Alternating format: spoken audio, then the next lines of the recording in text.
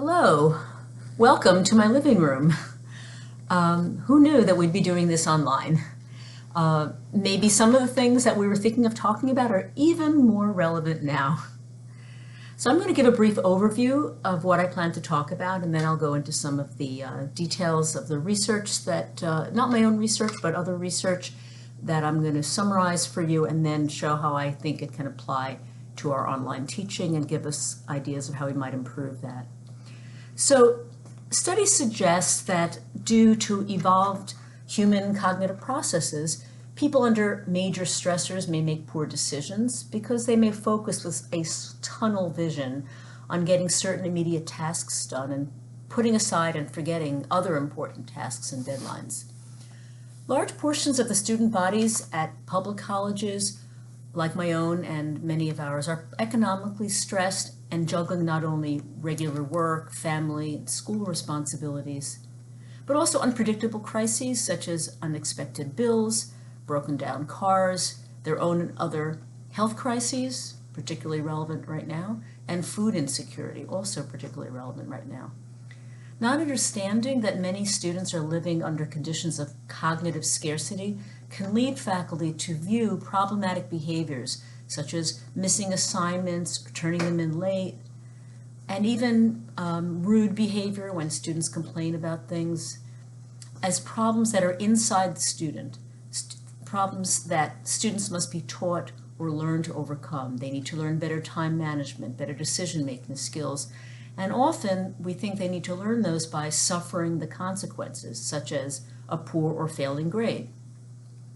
However, I'm going to discuss some of the research by Sendhil, Mullainathan, and Eldar Shafir, using their book, their 2013 book, Scarcity, Why Having Too Little Means So Much, which indicates that it is not actually training in good decision-making and time management that people in poverty or other conditions of scarcity need. Rather, what they need is less scarcity. I will argue that applying this research to teaching in public colleges and universities means that students need more flexibility in due dates, deadlines for assignments, more second and third chances to make up and catch up on work not submitted on time. In the airline industry, expecting errors and building in fault tolerance has dramatically reduced the number of airplanes that crash and fall from the sky. The pilot makes a mistake, a backup system catches the mistake, and the plane doesn't fall from the sky. I'm going to suggest ways that online learning tools can be effectively used to build in fault tolerance for many of our students who are living under conditions of cognitive scarcity, so that fewer of our students crash and fall from the sky, metaphorically, doing poorly, failing, or dropping out of college. In addition to suggesting some specific practices, I will discuss the need to help faculty shift from viewing our students as defective and more as exhibiting normal human responses to scarcity. I'll then discuss how this shift and these practices are consistent with a humanistic perspective in that, one, this perspective recognizes that all humans function better under better, in this case, non-scarcity conditions, and that these practices communicate respect and genuine care for students. Third, this perspective and these practices help us avoid putting up walls of otherness between ourselves and our students. And four, they help working class students feel that the academy respects them and is a welcoming, not a shaming environment. I will also discuss the relationship between scarcity trap research and research and theorizing around grit, fixed and growth mindset, and stereotype threat research. And finally, I'll discuss the resources faculty need and some adjustments needed to online teaching tools and packages to enable faculty to implement these procedures without themselves being forced into states of time scarcity-induced cognitive scarcity. So let me begin by spending maybe 15, 20 minutes, might be a little more, reviewing some of the really interesting research reviewed in the book that I cited. So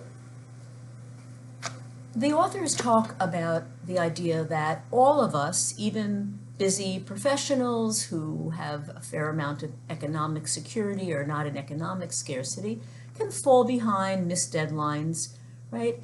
And but falling behind and missing deadlines have different consequences for when you're working class or economically strapped person. Right? Also, their definition of scarcity is having less than you feel you need. That's an interesting aspect of it. So, interestingly, they also talk about social isolation as a form of social scarcity. And I wasn't going to be discussing that very much, but now with the COVID crisis, I'm going to spend a little more time on the research on some of that. So if you can understand how in poverty, a person is essentially in a tight budget, and as they put it, scarcity can capture the mind.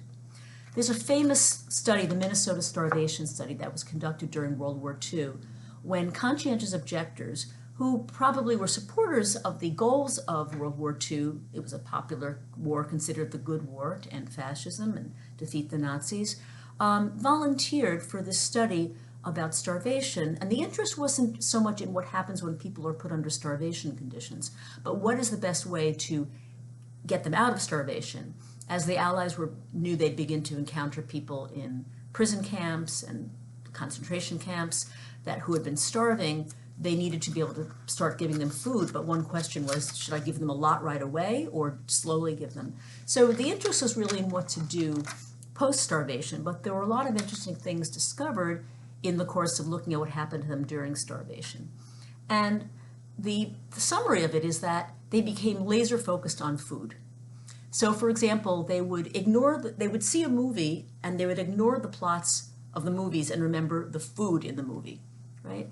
And this laser focus on the food wasn't actually pleasant for them. It might have actually been more painful and contributed to the sense of deprivation. But the research suggests that this is something that people do not have control over, that the mind automatically and powerfully focuses on unfulfilled needs. The research, not so much during the Minnesota study, but the later research by these researchers and others, suggests that scarcity imposes itself on our minds. So just one example of a study where people were asked to recognize a list of a word from a list, and hungry people were more quick to remember the word cake than the word take, for example. And this was under automatic processing conditions. For those of you familiar with that distinction in the cognitive science research, automatic processing is quick, uncontrolled, whereas controlled processing is the slower, under more conscious awareness. So in the speed condition, they were able to recognize cake more quickly. So these are visceral kinds of scarcity, thirst, and hunger, but the research has also looked at non-visceral, non-physical kinds of scarcity. And the first one I'll mention relates to the issue of poverty, because it looked at low-income children, poor kids, and they were asked to estimate the size of coins. And they tended to estimate, the coins looked larger to them, especially the 25-cent and 50-cent coins, the quarters and the half dollars, than they did to the more well-off kids. And they did the study in such a way that it was not about just something about measuring size, because they also did it with discs that weren't monetary, and they didn't see that difference. Scarcity also affects how we measure time, lengths of time. When we focus on something, we tend to distort our memory of the time, how long it took. So the research suggests that under scarcity, we're in a different mindset, and under this mindset, that the ways that we represent, manage, and deal with problems is different than we're not in that mindset. So let's look at what some of these differences are. In the scarcity mindset, we're more attentive, and we can also be more efficient in some situations. There's that focus, right? But on there's a certain way that by being riveted by something can make us more efficient. When you're under a time crunch, you may just focus very well, and it has upsides to it, right? It helps us to focus. and it would put less of our attention to other aspects of our lives, right? But it can diminish our executive control, our ability to make judgments. We make poor judgments about what we should be focusing on. So that the way it can be thought of as reducing bandwidth, right? Scarcity of all sorts reduces bandwidth, not just poverty, but other kinds of scarcity, right? And that leads to mistakes, which then can perpetuate scarcity. So scarcity has its own logic on top of cultural norms and preferences. And I want to stop and say something about that, because sometimes there's, I think, an elitist view about, oh, we have to teach our students to make better decisions and better choices. Oh, it's something about their culture, or, you know, they're short-term thinkers. We have to lead them to be long-term thinkers. We have to train them to be, there's sometimes this idea that middle-class culture is more future and planning-oriented and working-class culture is not. And these researchers, and I would argue that this is not a cultural phenomenon, that this is a cognitive phenomenon, right? And it has its own logic. I'm going to read you a quote that I think captures this idea. They say that this provides a different explanation for why the poor stay poor, why the busy stay busy, why the lonely stay lonely, and why diets often fail. Existing theories turn to culture, personality preferences, or institutions. What attitudes do the indebted have toward money and credit? What are the work habits of the overly busy? What cultural norms and constructed preferences guide the food choices of the obese? Our results, the researchers, suggest something much more fundamental. Many of these problems can be understood through the mindset of scarcity. This is not to say that culture, economic forces, and personality do not matter.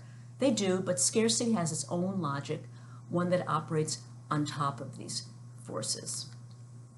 The logic of scarcity can be similar across different domains. Its impact can be different, and this will be particularly true in cases of poverty.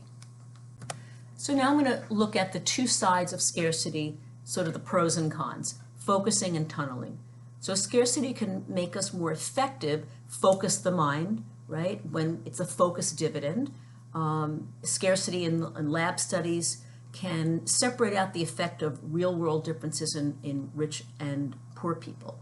So it can capture the mind, and the research shows this is the case both in those automatic processing situations and even in those slow or controlled processing situations where you have to juggle a number of choices of what to focus on when you're managing a deadline. You may make different choices under scarcity than you would under lack of scarcity. So that's the focusing part. The tunneling part is that we focus single-mindedly on managing the scarcity at hand. And it's kind of like framing a photograph, and you frame just the part that you're looking at, and you leave everything out.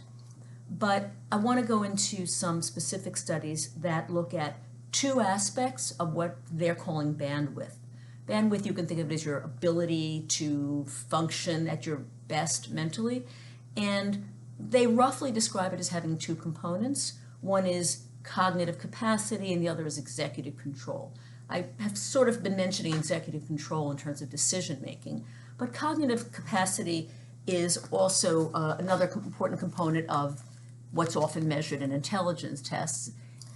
So in this study, they basically gave people a problem, and in one case they had to grapple with what to do when there was a $300 car repair bill versus a $3,000 car repair bill. And then after they had to grapple with that problem, they gave them something similar to one of these intelligence tests for this kind of fluid intelligence. And in summary, for poorer people, poorer and rich people did the same on this intelligence test after they were dealing with the low-level economic problem, the $300 car repair, after they had to think about that for a while and discuss what they would do. But then the difference emerged when it was an expensive thing, when it was a $3,000 car repair, and both groups, wealthy and poor, had to think about how they would have addressed that problem, what they would have done. Then when they were given this cognitive task, the wealthy people their Their performance did not go down, but the poorer people did. So a few minutes of having to think about some complex problem, which wasn't even in their own lives, but imagining what it might be if it were in their lives, that was economic. For poorer people, you could call it, it drained some of their cognitive capacity, it distracted them.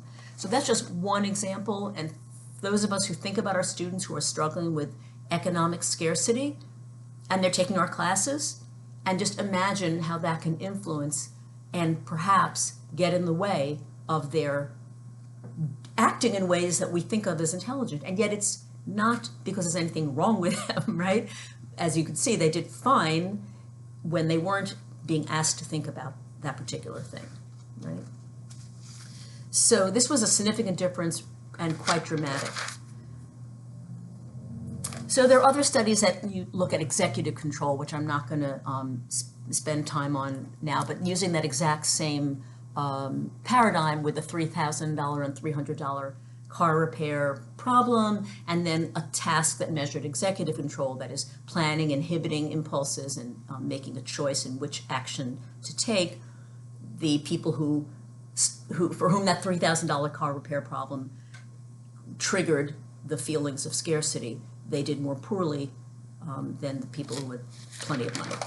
Okay, so there's a lot of nice experimental data, and the book then goes into some non-experimental or field studies where natural experiments have happened, which again demonstrate the impact both on the fluid intelligence and on the executive functioning under conditions of scarcity, economic scarcity. They also discuss a little bit differences between that and stress, which I'm not going to go into now, but they make some distinctions between stress that is not related to scarcity. Other kinds of worry can cause stress. So I won't go into that, but it's of interest if you'd like to look at that. They also look at, and this is interesting too in terms of our students, because they look at part of executive functioning is inhibiting unacceptable social behaviors, right? Impulses to lash out or say something rude, right? And they find examples that under scarcity, people have more difficulty inhibiting those impulses. So I thought about a student of mine this semester who was, I think many of us, many faculty might have considered her to be rude, especially when we transferred over to the online learning. She had a lot of complaints, she was upset, she was annoyed by many things. Other students were really were doing pretty well with it and were happy and felt that I had done a pretty decent job in making that transition. But this one particular student from the beginning of the semester had acted in what you might call a rude way when she criticized certain things about how I posted assignments, etc. And this understanding helped me to react less defensively and not to view her as defective, she is rude, but as that perhaps she's under a scarcity situation, which makes it harder for her to inhibit that perhaps not so socially acceptable impulse to say something in a somewhat rude or aggressive way with a professor. Even though she would sometimes say, I don't mean to be rude, professor, but, right? So I think just that insight can help us with our students. What I'm about to propose in terms of what we can do to take into account the scarcity that our students are functioning under, economic scarcity in particular, and well, in addition now perhaps the loneliness scarcity, is to talk about this idea of slack, right? Giving ourselves slack, having slack in your life, right? When you have slack, when there's room to make a mistake, where every decision isn't so fraught with possibly painful and negative consequences, that's when you have slack, right? They give an example, if you're packing a suitcase and you only have a small suitcase, you have to really think carefully about what you're going to put in. And everything that you have to leave out, therefore, is probably something that was pretty important, but you had to leave it out. Whereas if you have a huge suitcase, the things you end up leaving out were probably not that important. So think of a student who's under economic scarcity. They're making decisions about what they have time to do, what they can spend money on. They're under time scarcity because of all the stresses and the jobs they're doing to pay their tuition and family responsibilities. So there's not only are their choices harsher and sharper, and the consequences of making a mistake or leaving out the wrong thing from that suitcase, so to speak, are greater, right? But they're struggling with the awareness of what was missing. And that in itself makes it harder to make good decisions in the future. So how many times have you had a student who didn't get some assignment done, and then you figure out, or maybe through conversation with them, you learn that they made a choice to do something else, but it was a poor decision, even within your own course. Maybe they chose to spend time on some assignment that really is not worth that many points to the grade, leaving out some bigger thing that is worth more points, right? We see this a lot where students are making these poor choices. And again, without this understanding, we might fall into the tendency to assume that this student just needs training in better decision making, and not realizing that, as the research demonstrates quite well, this is not a choice, right? That, again, to return to my original point, the way to help students making these poor decisions or poor choices is not to teach them and re-educate them in the best way to make decisions, but is to reduce the scarcity they experience. So now I want to get into some of the ideas and things I've implemented that I think can be helpful, that actually the online learning environment can make easier to do. And I'm going to suggest some ways that some of the online packages that we utilize could help us with this, because in fact, they don't all make it easy as they could. So one example for that is, I have found that we happen to use Blackboard on my campus, that it is possible to extend deadlines for quizzes and exams that are taken online pretty easily, right? I simply look and I see who has submitted something. If you haven't submitted something, I shoot you an email. I say you have until, I give them another time, right? Where if it's in a class and they're not prepared for that class, right? It's very hard to do that. You have to create a whole new test, etc. But so one thing that I do is I always do that. I'm always checking as it's getting close to deadlines. I also assume they might be overwhelmed, and I will remind them. And so I will just, in Blackboard, you can just click on a box next to the name of every student who hasn't yet submitted an assignment that's due in a few hours. You can shoot them an email with a reminder. And so many times I've had students email me back saying, oh, thank you, Professor, I forgot, or I knew about it, but I was at work, and then I got busy, I was working on this other thing. Thank you for letting me know. Or you could even be that swoop in with benevolence and say, I'm giving you an extension. Here, you can do this, you have a few extra hours, you have an extra day, right?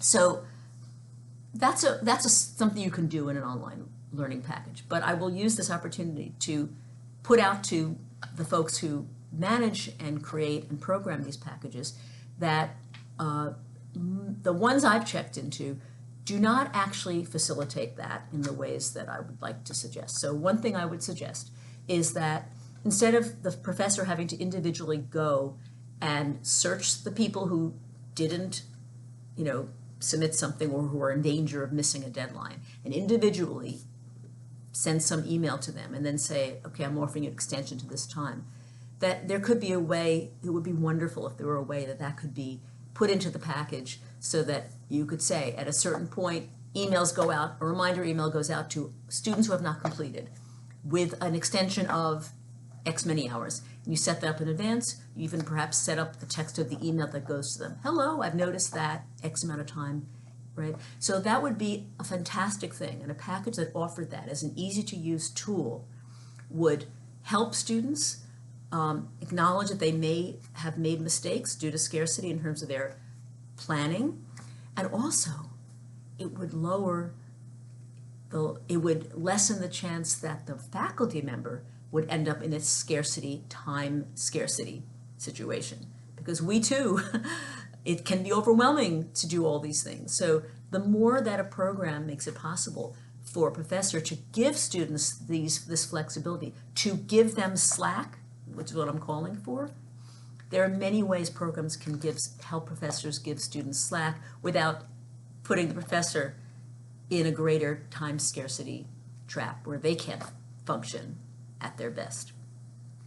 So this raises one question immediately about a lot of students, and we'll hear this from our students, will say, it's not fair that you gave this person that extension, right? Because I got it in on time, why should they have the extension? And this raises a very interesting philosophical, pedagogical question, right? And if we were doing this live, I would be interested in hearing people's thoughts on this, because it's a real concern. I will tell you that most of the time, what I do to address that is I reduce the students' points they earn on a particular assignment by some percentage. Could be 10, 15, could be even 20%, depending on how late they submit, just so other students don't feel resentful, right? I don't always do that, though. Sometimes if I know the specific circumstances a student has been facing that might have contributed to their not getting something in on time, I might just not do the point reduction. But it's a really challenging question. I don't have a perfect answer for it, right? And here's an argument for not penalizing for lateness. One argument for that is that we all need slack, we all need grace, right? When my kid was in college, I remember once or twice when they were very, very sick, and I encouraged them to ask a professor for an extension. They were afraid to do so. They didn't feel they had a right to do so. And I encouraged them to do that. Many of our students, if you're a working class person in this country, you're not used to having a boss who will give you slack. I mean, some bosses do.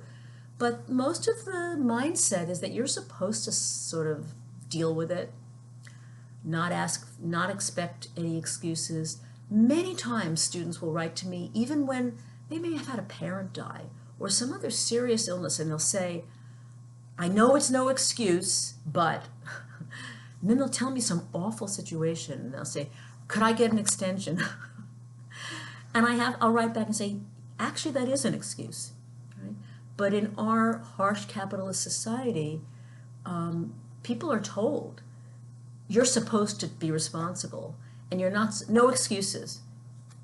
Be tough, suck it up, don't expect the world to treat you with any kindness, or, the devil takes the hindmost, no excuses. That's what our students often expect, and I think that part of the reason we often hold them to those kind of demands and that kind of approach is that we feel that maybe we are not doing them, we're doing them a disservice if we give them that slack, right? Because, as you might say, out there in the, quote, real world, their boss may not give them that slack. They have to, quote, learn how to time management, how to time management, etc. I would argue that, in fact, treating people cruelly, not giving people slack here in the university setting, because the capitalist marketplace of workplace may not do that, makes as much sense as one of my favorite researchers, Alfie Kohn, makes this point. He makes this comparison. It's like saying, let me give my child carcinogenic chemicals to eat now because they're going to be exposed to carcinogens when they get out in the work world. Right? Just because that may be how it is out there doesn't mean we have to reproduce that in the academic environment. And I don't believe there's any research supporting the idea that that kind of treatment actually makes people more likely to succeed and more likely to be able to handle the vicissitudes of the cruel capitalist marketplace. In fact, being nurtured in a place of kindness and respect and slack and safety and understanding of humanity doesn't make you weaker.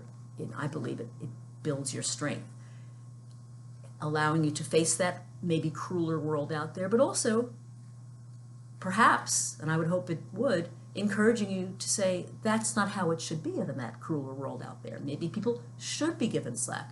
Maybe I should have sick time if I'm home, or maybe I do need time to recover emotionally because my grandmother is ill with COVID, right? So I'm arguing for a less cruel world in general, a more forgiving world in general, and I'm arguing for bringing that into our teaching practices.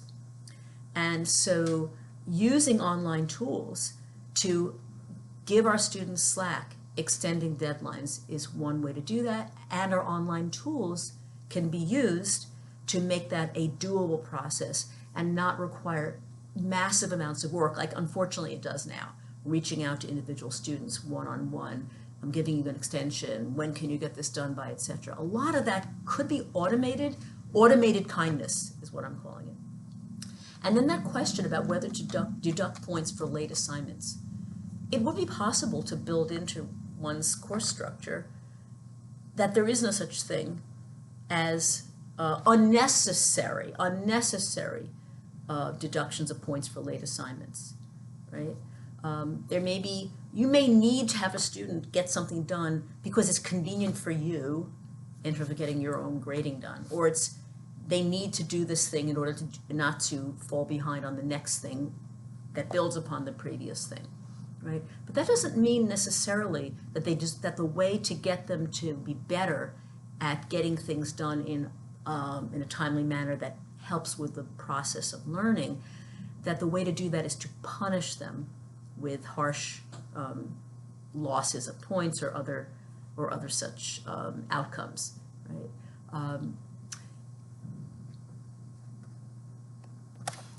I would add that another consequence of a punitive approach to deadlines and second chances and third chances, etc., is that it shows disrespect for our students. It shows disrespect for the challenges they're facing, for the scarcity they're dealing with, and also our goal is to help our students succeed, help them stay in school, to retain them in our colleges and help them make it to the finish line. I'd also add that this raises questions of what our theoretical orientation is. Within psychology, there is a strong influence of behaviorism, although the whole cognitive revolution in psychology has diminished the impact of behaviorism. But I would say that it still has its influence in how we look at these types of situations and see it as being dangerous to give students slack. So the behaviorist perspective focuses on rewards and punishments, right? But what it doesn't look at is what do human beings need in order to function at their best. People, from a humanist perspective, people need safety, they need support, they need social connection, they need respect in order to function at their best, right? And that a reward and punishment mindset doesn't necessarily provide them with what they need. Another important concept that's very widely discussed and utilized and researched is the concept of grit, that we need to teach our children to have grit, to keep working hard. And there's a lot of research that supports that. I'm not going to say that all that research is wrong. There's certainly evidence for the value of keeping working at something. But I'm just cautioning that the behavior that seems to be due to a lack of grit may be due to scarcity and not some flawed ability to keep plugging away. And also, the executive functioning, which allows you to figure out what should I be plugging it away at? How do I make choices of the use of my time, right? If grit just tells you to keep working, plug away, that is not the same as figuring out how to prioritize, right? And under scarcity, it's hard to figure those things out. So I'll just summarize that I'm arguing for and I'm calling for the packages that we use for our online courses should be looked at for ways that give a lot more flexibility around deadlines and grading, right? And that I would encourage people to rethink the idea that they must punish late assignments, to rethink it from the mindset I'm talking about.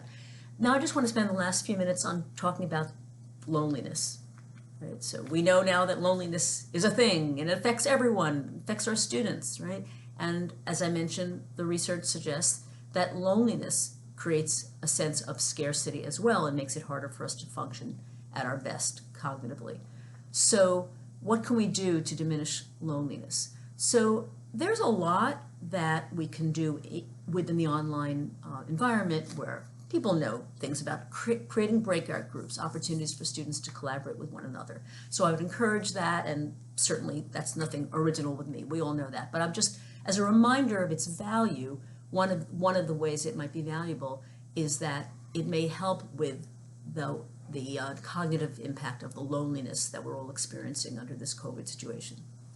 But I would also suggest another possible way to decrease loneliness and possibly some of the negative cognitive effects of it among our students, and that is to think about the most important people in their lives, right? Who are they not connected to as much as they normally would be under normal non-COVID circumstances, right? Who are the people? Is it a grandmother? Is it a cousin? Is it some other person they don't get to see, right? They may be lonely, just like we are, because of those connections. In other words, just like our students, our connections at work may be important and meaningful to us, and they are in a variety of ways, but maybe our more deep social needs are met with family and other friends. So why don't we think about how we can incorporate that into the online learning, in including assignments where students might speak to that family member and talk to them about that book they're reading or that theory or that study, and find ways to do assignments that incorporate grandma or grandpa or your little brother or sister.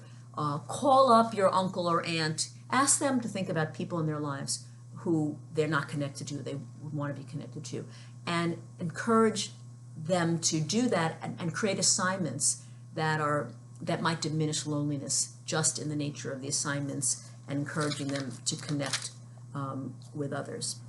And last, incorporating both this loneliness piece and ways to connect and dealing with these scarcity traps. I would encourage that when you have students set up into breakout groups or groups that function together throughout the semester, that one thing the students can do is they can become a team to help each other to catch each other, just the way the pilot and the co-pilot, and in the metaphor about airplanes, that they have other people who they work with, and they're assigned to be a group. That's actual task is to catch them when they make a mistake. So it's not just the professor, but a group that can say, hey, this assignment is coming due. I can see that you haven't done it, without them being able to see the grade book, right? This is another adjustment that would need to be made in our online packages, right? So be able to see the grade book of a student without seeing their grade, but to know whether they've submitted something or not. And you have a team and you say, hey, this thing is due. I see you haven't started it. So that would be another thing. It would require some changes to the programs, but I think it could be very helpful to get support for students in dealing with the possible errors they might make through scarcity, some of which we can help them deal with before the fact through reminders, after the fact through flexible deadlines, but also by having them work with others, addressing the loneliness, lowering the shame, the feeling like, oh, there's something wrong with me, acknowledging that we all need help with remembering deadlines, keeping up, and with those executive functioning decisions. Maybe I should work on this paper rather than that quiz right now because it's worth more, or it's going to help me be better prepared for the next thing, right? Helping students use the executive functioning skills they have to help each other with all their executive functioning skills. So again, that would be something that the packages that we use would have to adapt to in order to allow students to see what otherwise would be private information, actual grades. I encourage people to think of other examples, ways that we can use this, but starting with respecting our students, seeing them not as flawed, and being creative and looking for ways to be flexible in our administration of our classes, in our grading of our classes, and encouraging them to work together to acknowledge and not be shamed by the mistakes they might be making, and to get support in avoiding some of those mistakes.